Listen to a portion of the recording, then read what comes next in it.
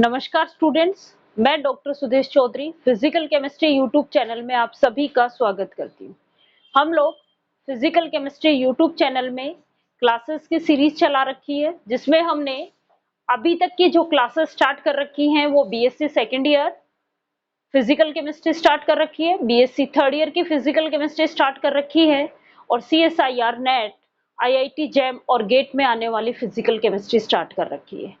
आज हम BSc second year की क्लास ले रहे हैं। बीएससी सेकेंड ईयर में आप लोगों को मैंने थर्मोडायनेमिक्स फर्स्ट कंप्लीट करवा दी है, थर्मोडायनेमिक्स सेकंड स्टार्ट कर रखी है, जिसमें हमने अभी तक जो पढ़ा वो कार्नोट साइकिल पढ़ लिया, कार्नोट थ्योरम स्टडी कर ली और उसके बाद हम जो टॉपिक स्टार्ट कर रखा है वो एंट्रोपी कर रखा है। एंट्रोपी जो है वो एक स्टेट फंक्शन होती है, इसको एस से डिनोट किया जाता है। एंट्रोपी की रिक्वायरमेंट क्यों पड़ी थी? क्योंकि सेकंड लॉ ऑफ थर्मोडायनेमिक्स किसी भी सिस्टम की प्रोसेस की स्पॉन्टिनिटी को डिफाइन कर रहा था। तो स्पॉन्टिनिटी प्रोसेस को डिफाइन करने के लिए हमें कोई थर्मोडायनेमिक्स फंक्शन की रिक्वायरमेंट हुई जो स्टेट के ऊपर डिपेंड कर रहा था और उसको एंट्रोपी कहा गया। एंट्रोपी जो है वो किसी भी सिस्टम की रैंडमनेस का मेजरमेंट है, इसको एस से डिनोट किया जाता है। ये स्टेट फंक्शन होती है, स्टेट फंक्शन है तो ये एग्जैक्ट डिफरेंशियल होगी और हम किसी भी स्टेट की एग्जैक्ट एंट्रोपी फाइंड आउट नहीं कर पाते हैं, लेकिन एक स्टेट से दूसरे स्टेट में जो चेंज हो रही है वो एंट्रोपी चेंज हम इजीली डिटरमाइन कर सकते हैं और हमारा थर्मोडायनेमिक्स जो है वो चेंजेस को ही डिफाइन कर रहा है। इसलिए हम एंट्रोपी से काम चला सकते हैं कि एग्जैक्ट एंट्रोपी फाइंड आउट न करके हम एंट्रोपी चेंजेस फाइंड आउट कर सकते हैं। उसके बाद हमने ये पढ़ा कि एंट्रोपी जो है वो एज ए फंक्शन है टेम्परेचर, प्रेशर और वॉल्यूम का, लेकिन ये एक टाइम पे किन्हीं दो वेरिएबल्स पे ही डिपेंड करती है। उसके बाद हमने entropy as a function of temperature और वॉल्यूम पढ़ा। फिर हमने बताया कि entropy as a function temperature और प्रेशर, यहाँ तक की क्लासेस हमने स्टडी कर चुके। आज मैं आप लोगों को पढ़ाऊंगी change in entropy in a liquid state with pressure. Change in entropy of liquid with pressure. Pressure के साथ एंट्रोपी का चेंज हम स्टडी करेंगे लिक्विड स्टेट के अंदर। देखो आप, entropy as a function of temperature और प्रेशर, इसके लिए आपने एक इक्वेशन निकाली थी। क्या निकाली थी? ds इक्वल टू, याद रख, ds equal to cp upon t dt minus del v upon del t eight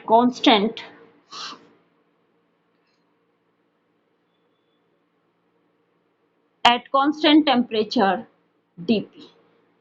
यही find out at constant pressure dp, यही फाइंड आउट किया था आपने।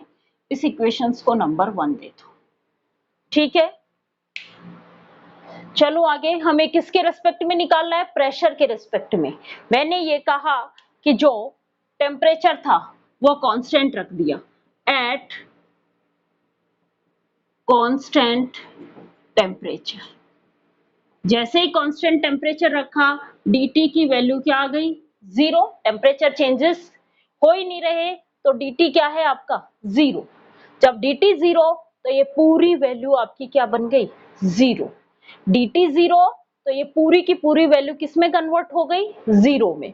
तो ds क्या बनेगा? Minus del v upon del t at constant pressure dp। Equation number 2। इस ये इक्वेशन कहां से आई कि हमने जब entropy as a function of temperature और प्रेशर निकाला था तो हमारी ये इक्वेशन आई थी। क्या आई थी? ds equal to cp upon t dt minus del v upon del t at constant pressure dp, यही इक्वेशन आई थी। चलो आगे, इस इक्वेशंस में मैंने ये कहा कि जब कांस्टेंट टेम्परेचर होता है उस टाइम कांस्टेंट टेम्परेचर है तो dt की वैल्यू क्या आ गई आपके पास 0। तो जैसे ही dt को 0 किया ये पूरा पोर्शन किस में कन्वर्ट हो गया 0 में। तो ds की वैल्यू क्या आई minus del we upon del T at constant pressure dp। चलो आगे, ये जो वैल्यू है ये सॉलिड लिक्विड और गैसेस तीनों के लिए फॉलो होती है। ये इक्वेशन जो है वो सॉलिड लिक्विड और गैसेस तीनों के लिए फॉलो होती है। अब हमें किसके लिए निकालना है लिक्विड स्टेट के लिए निकालना है। अब देखो कंप्लीट चेंजेस निकालने के लिए आप क्या करते हो इंटीग्रेशन करते हो। क्या करते हो इंटीग्रेशन करते हो। मैं कंप्लीट चेंजेस निकाल रही हूं ds कहां से s1 से s2 चेंज हुआ।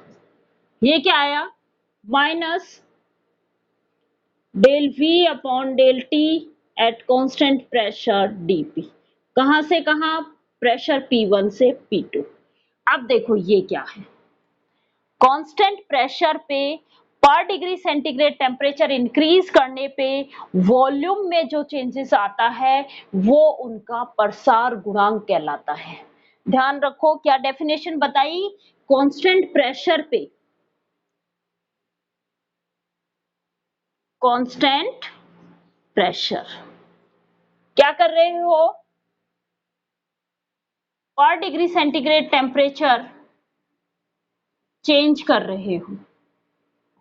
इस पर डिग्री सेंटीग्रेड टेम्परेचर को चेंज करने से क्या आ रहा है वॉल्यूम चेंज हो रहा है। क्या हो रहा है वॉल्यूम चेंज हो रहा है और इसको क्या कहा गया वॉल्यूम चेंज हो रहा है इसको क्या कहा गया एक्सपेंडेड कोफिशिएंट। एक्सपेंडेड कोफिशिएंट प्रसार गुणांक। प्रसार गुणांक की वैल्यू जो है एक्सपेंडेड कोफिशिएंट की जो वैल्यू है वो सॉलिड के अंदर तो जो होती है वो 10⁻⁻⁴ केल्विन इनवर्स होती है। किसमें सॉलिड में। और लिक्विड के अंदर इसकी वैल्यू जो होती है वो 10⁻³ से 10⁻⁴ केल्विन इनवर्स तक होती है। किसमें लिक्विड में। इसका मतलब ये जो वैल्यू है ये आपकी कैसी है कांस्टेंट है। किसके लिए लिक्विड के लिए। हमने बता दिया कि ये जो वैल्यू होती है ये इसके बीच में होती है। इसका मतलब ये जो वैल्यू है ये क्या है कांस्टेंट है। ध्यान रहेगा कि ये वैल्यू क्या कहलाती है कि पर डिग्री सेंटीग्रेड टेम्परेचर इंक्रीज करने पे उनकी वॉल्यूम में जो चेंजेस आ रहे हैं वो उनका प्रसार गुणांक कहलाता है एक्सपेंडेड कोफिशिएंट कहलाता है। सॉलिड के लिए एक्सपेंडेड कोफिशिएंट की वैल्यू जो होती है वो 10⁻⁻⁴ केल्विन इनवर्स होती है और लिक्विड के लिए ये एक्सपेंडेड वैल्यू जो होती है वो 10⁻³ से 10⁻⁴ तक होती है। इसका मतलब ये जो वैल्यू है ये कांस्टेंट वैल्यू है। कांस्टेंट होगी तो इंटीग्रेशन से बाहर ले लूं मैं इस वैल्यू को तो आपका ds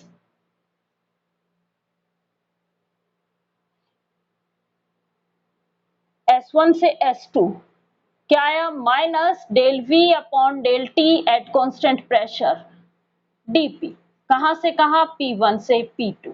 क्या वैल्यू बनी इसका इंटीग्रेशन करूंगी तो S2 माइनस S1 आएगा equal to minus del we upon del T at constant pressure.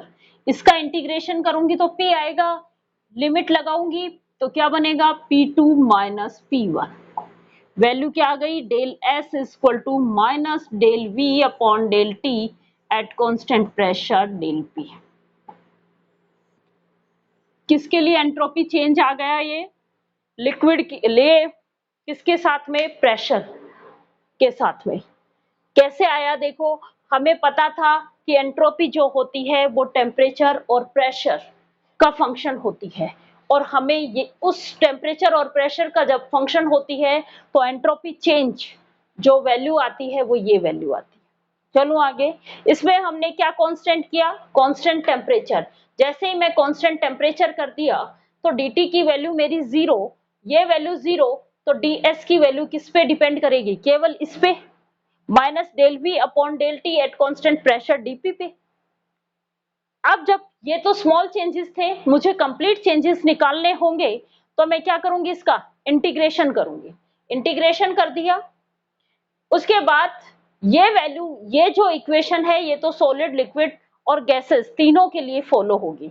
लेकिन हमें पता है, डेफिनेशन हमें पता है कि कांस्टेंट प्रेशर के ऊपर टेम्परेचर पर डिग्री सेंटीग्रेड टेम्परेचर में चेंजेस से वॉल्यूम में क्या चेंजेस आ रहे हैं, वो उनका क्या कहलाता है, एक्सपेंडेड कोफिशिएंट कहलाता है। क्या कहलाता है, एक्सपेंडेड कोफिशिएंट। सॉलिड और लिक्विड के लिए एक्सपेंडेड कोफिशिएंट की वैल्यू ऑलमोस्ट कांस्टेंट होती है। सॉलिड के लिए ये वैल्यू 10⁻⁻⁴ केल्विन इनवर्स होती है, लिक्विड के लिए ये वैल्यू 10⁻³ से 10⁻⁻⁴ केल्विन इनवर्स होती है। तो ये पूरी वैल्यू क्या है हमारी, कांस्टेंट। कांस्टेंट है तो इंटीग्रेशन से बाहर आ गई, ये बाहर कर ली, लिमिट लगाई हुई है। जब मैं इसका इंटीग्रेशन करूंगी क्या आएगा, del s equal to minus del we upon del T at constant pressure dp. चलो आगे, अब हम निकालेंगे entropy depend on a temperature. अभी तक हमने निकाली थी entropy as a function of temperature और volume, entropy as a function of temperature and pressure. अब जो हम केवल entropy as a function of temperature ही निकाल रहे हैं, तो एक बार टेम्परेचर और वॉल्यूम वाले में वॉल्यूम को कांस्टेंट करेंगे और एक बार टेम्परेचर और प्रेशर वाले में प्रेशर को कांस्टेंट करेंगे। ठीक है, चलो देखते हैं। आपके बेटा डायरेक्ट क्वेश्चन आ जाता है इनसे रिलेटेड कि entropy as a function of only temperature या entropy depend on temperature.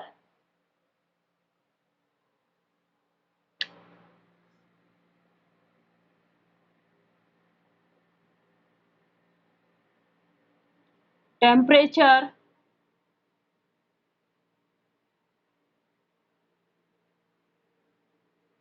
Depended entropy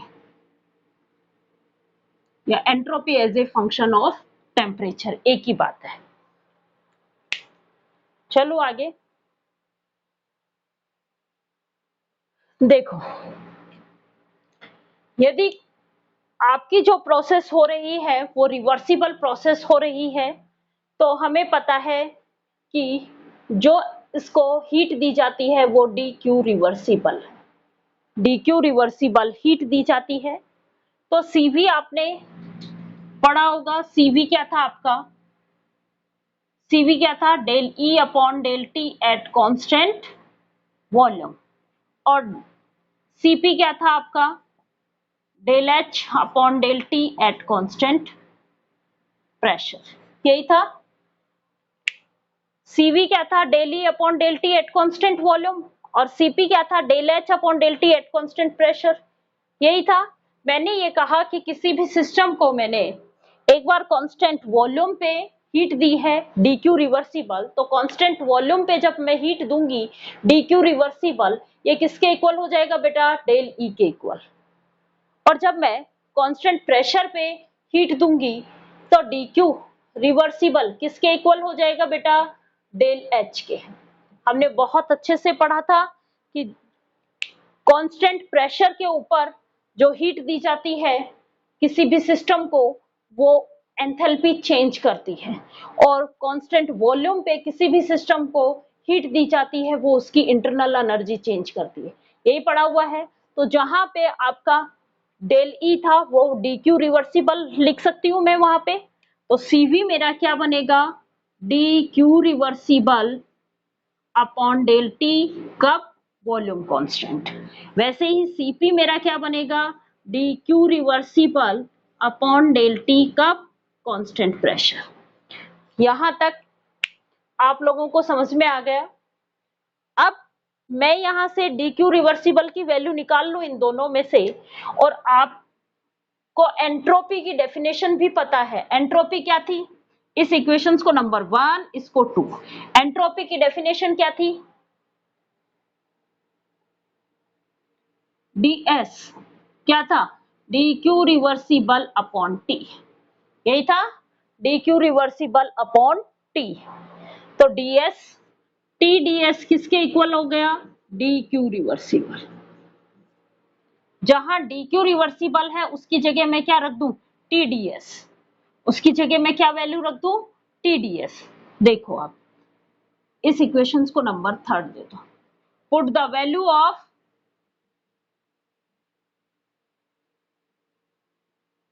पहले मैं इक्वेशन नंबर 1 से लेके चलती हूं, इसका निकलवा दूंगी फिर इसका कर देंगे हम।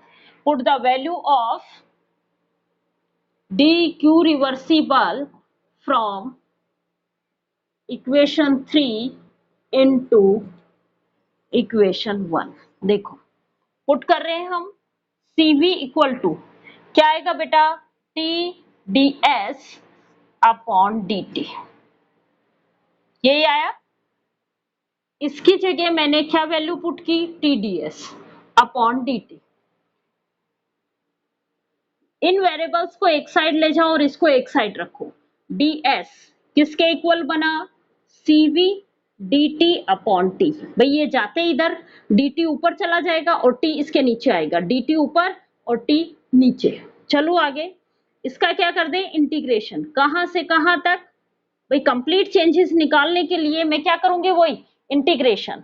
यदि कोई सिस्टम S1 एंट्रोपी से S2 एंट्रोपी में जा रहा है और टेम्परेचर T1 से टेम्परेचर T2 चेंज आ रहा है, या केवल और केवल टेम्परेचर चेंजेस निकाल रहे हैं हम, entropy depend on a temperature.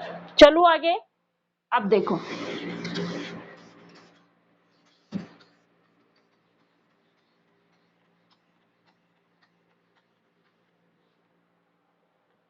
क्या आएगा, इंटीग्रेशन किया मैंने ds का, कहां से कहां तक, S1 से S2, किसके इक्वल हुआ, CV dt अपॉन T। इसका इंटीग्रेशन कहां से कहां तक, T1 से T2, ये कहा। चलो आगे, अब देखो CV कांस्टेंट है, बाहर ले लो,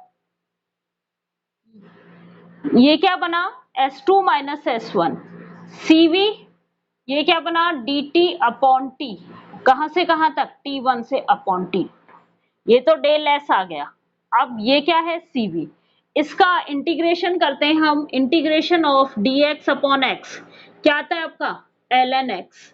जब मैं इसमें लिमिट लगाऊंगी x1 x2, upper limit x2 minus lower limit x1 ln x1, तो जो माइनस साइन है वो आप ऐसे भी लिख सकते हो, x2 अपॉन x1। यही फॉर्मूला मैं यहां अप्लाई करवा रही हूं, क्या होगा आपका, ln T2 अपॉन T1, क्या आया, ln T2 upon T1। Del S equal to CV, इस नेचुरल लॉग को लॉग बेस 10 में चेंज करते हैं, तो हम क्या करते हैं, 2.303 से मल्टीप्लाई करते हैं, 2.303 log T2 अपॉन T1। यहां से ये समझ में आ गया क्या, जब इंटीग्रेशन dx अपॉन x का जब मैं इंटीग्रेशन करती हूँ तो ln x आता है, जब मैं उसमें लिमिट लगाती हूँ तो ln x2 minus ln x1। और हमने log की प्रॉपर्टी पढ़ रखी है कि log x अपॉन y को हम क्या लिख सकते हैं, log x minus log y, वही प्रॉपर्टी हमने यहाँ यूज की है। उसके बाद ये जो ln था नेचुरल लॉग था, इसको log बेस 10 में चेंज करने के लिए मैं किससे मल्टीप्लाई करूंगी, 2.303 से मल्टीप्लाई करूंगी। ये तो था 1 मोल के लिए निकाला, यदि n मोल होते तो आप किससे मल्टीप्लाई कर देते इसको, n से, तो वैल्यू क्या आ जाती, 2.303 CV n CV log T2 upon T1।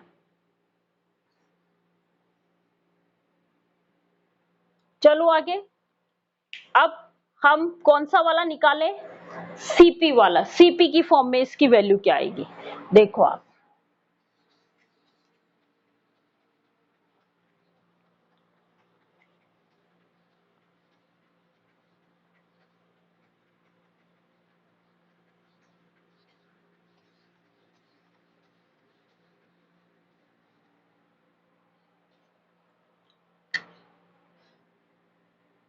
CP क्या था, DQ reversible upon T at constant pressure, यही था बेटा।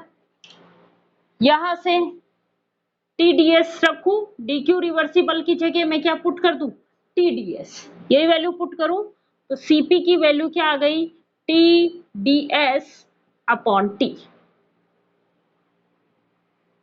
TdS Cp upon dt, TdS upon dt। क्या करोगे आप, वही इन वेरिएबल्स को एक साथ लेके जाओ, वेरिएबल्स को इधर लेके आ रही हूं तो क्या बनेगा मेरे पास, Cp dt अपॉन T किसके इक्वल आया, ds के। वही इंटीग्रेशन करो, कहां से कहां तक, S1 से आपका सिस्टम S2 में जा रहा है, टेम्परेचर T1 से T2 चेंजेस आ रहे हैं, वही आ रहे हैं। कंप्लीट चेंजेस निकालने के लिए इंटीग्रेशन करूंगी, इस इक्वेशंस का मैं इंटीग्रेशन कर रही हूं तो क्या आएगा, ds S1 से S2 किसके इक्वल आ गया, ये रहा, integration Cp dt upon T कहां से कहां तक, T1 से T2। ये Cp कैसा है बेटा, कांस्टेंट, बाहर निकाल लो, Cp बाहर आ गया, ये क्या बना, S1 S2, Cp बाहर आ गया, T1 T2 dt upon T, ये तो क्या है S2 माइनस S1, ये क्या है Cp, ये अभी अभी समझाया था आपको, dt अपॉन T किसकी फॉर्म में लिखोगे, ln T2 अपॉन T1, क्या आया, डेल S की वैल्यू क्या आ गई, Cp ln T2 upon T1। यदि इसको नेचुरल लॉग को log बेस 10 की फॉर्म में कन्वर्ट करोगे तो किससे मल्टीप्लाई करोगे, 2.303 से मल्टीप्लाई करोगे, तो डेल S की वैल्यू क्या आ गई, Cp into 2.303 log T2 upon T1। n mole के लिए लिखूंगी तो मैं कैसे लिखूंगी, del S is equal to 2.303 NCP log T2 upon T1। आपसे बेटा डायरेक्ट क्वेश्चन पूछ लिया जाता है कि एंट्रोपी जो है वो as a function of temperature है, तो आपको यहां तक निकालना है दोनों का। आज हमने जो स्टडी किया है वो हमने स्टडी किया लिक्विड का एंट्रोपी चेंज देखा प्रेशर के रेस्पेक्ट में, और हमने जो है वो एंट्रोपी एज ए फंक्शन देखा टेम्परेचर। उसके लिए हमने टेम्परेचर और वॉल्यूम वाला फंक्शन भी लिया है और टेम्परेचर और प्रेशर वाला फंक्शन भी लिया है। उन दोनों की वैल्यू अलग अलग आती है। एक डेल एस हमें मिलता है 2.303 NCP ln log T2 upon T1 मिलता है, और एक डेल एस मिलता है हमें 2.303 NCV log T2 upon T1। कल की क्लास में हम क्लॉसियस इनइक्वालिटी वाले इक्वेशंस करेंगे। कल की क्लास में क्लॉसियस इनइक्वालिटी इक्वेशंस करेंगे। अभी तक मैंने आपको जो एंट्रोपी पढ़ाई है वो एंट्रोपी के डेफिनेशन स्टडी करवा दी थी। फिर हमने जो पढ़ा था वो ये पढ़ा था entropy as a state function है, उसके लिए हमने एक साइक्लिक प्रोसेस ली थी और जिसमें ds की वैल्यू क्या कर दी थी आपने, उस साइक्लिक प्रोसेस में 0 बना दी थी। इसका मतलब वो पाथ फंक्शन नहीं है, स्टेट फंक्शन है। उसके बाद मैंने आपको पढ़ाया था entropy change in different different physical state.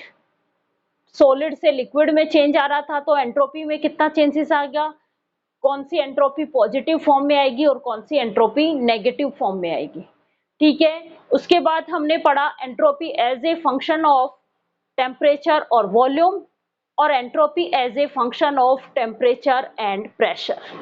आज की क्लास में हमने पढ़ा entropy function as a only temperature, केवल टेम्परेचर पे डिपेंड करती है एंट्रोपी, तो आपके ये दोनों एंट्रोपी चेंज निकल के आते हैं, ठीक है। उसके बाद हमने पढ़ा था कि entropy change in liquid state, कौन से वाले में, विद प्रेशर, प्रेशर के साथ एंट्रोपी चेंज स्टडी किया था लिक्विड में, ठीक है।